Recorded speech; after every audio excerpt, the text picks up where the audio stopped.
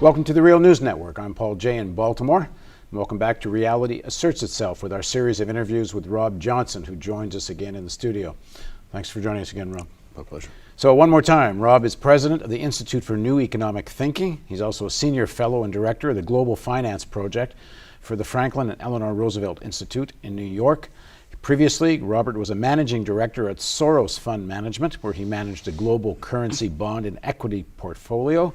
And he was, as I've said, one of the men who broke the Bank of England. Thanks again.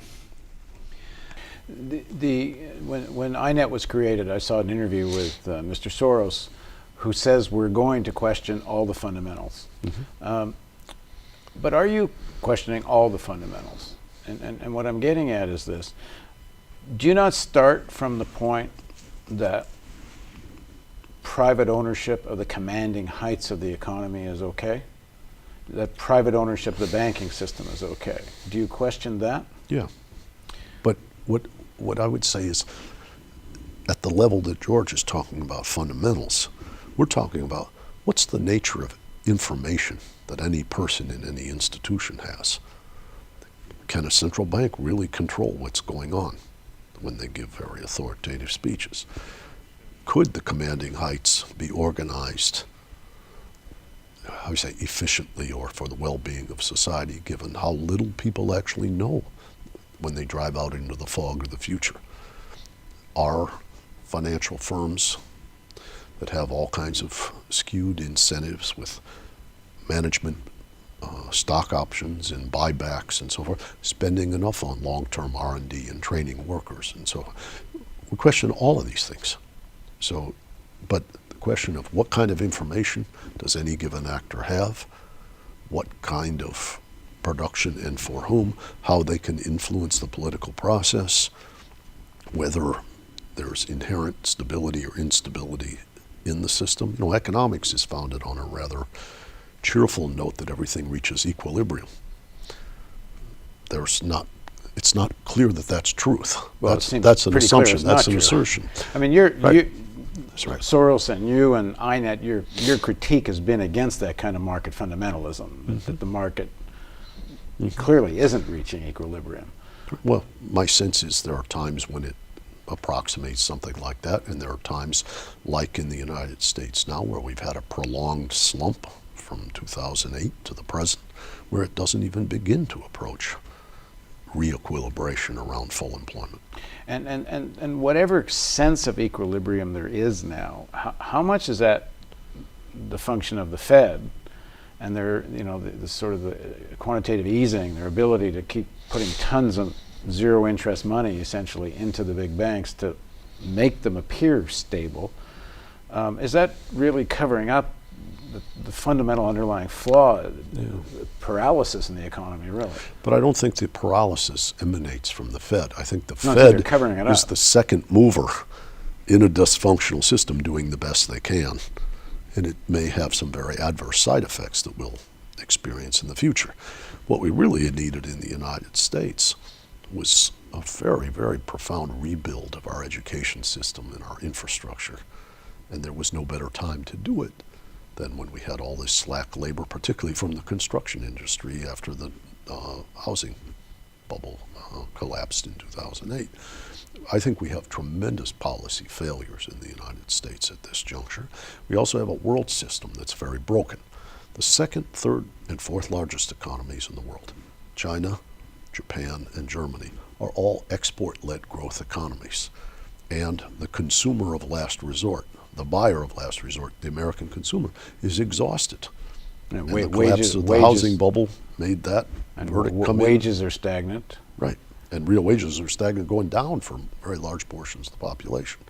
So the question is this a coherent international system as it's currently constructed? I think the answer is pretty clearly no.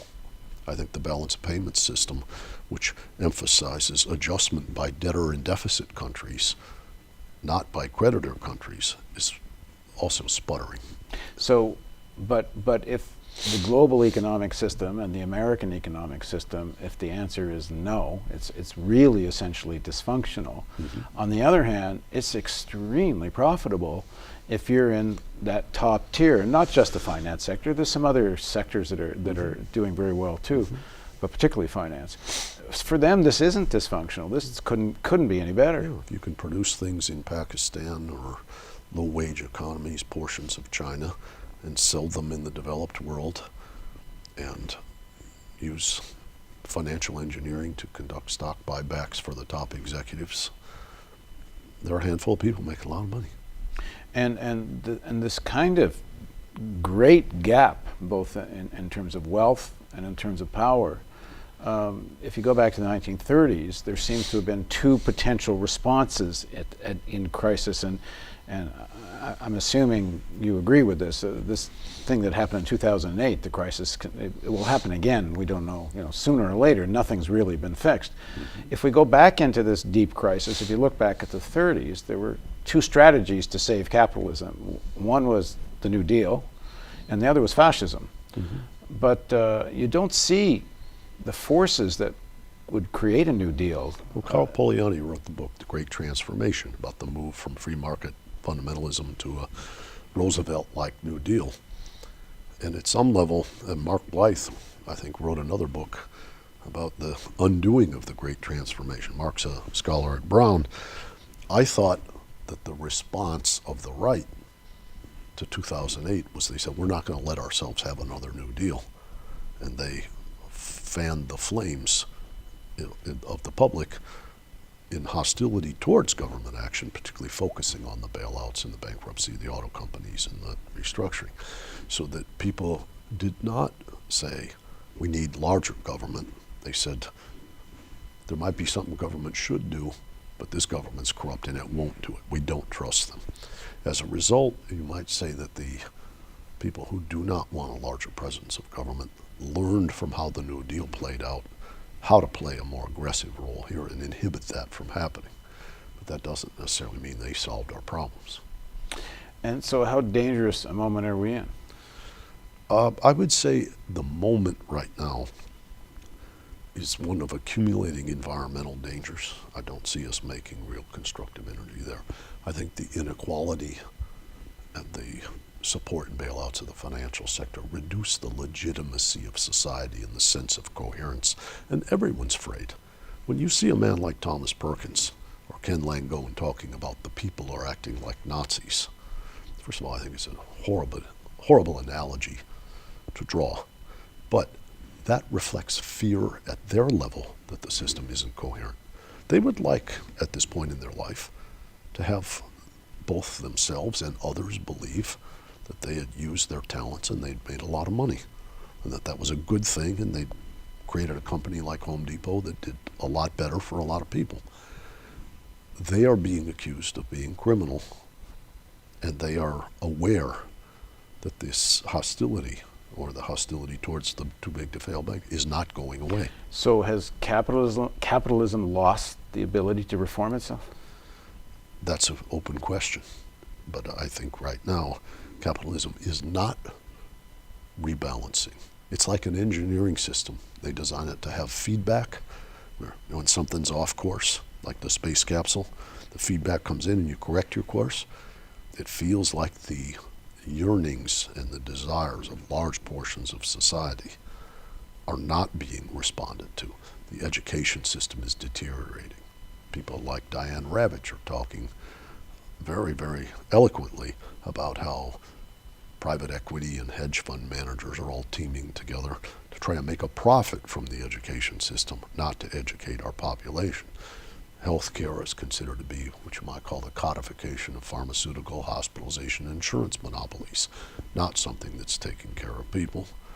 The kind of surcharges people pay in finance when you're getting no interest on your deposit account don't inspire you to think that somebody's trying to provide a valuable service to you.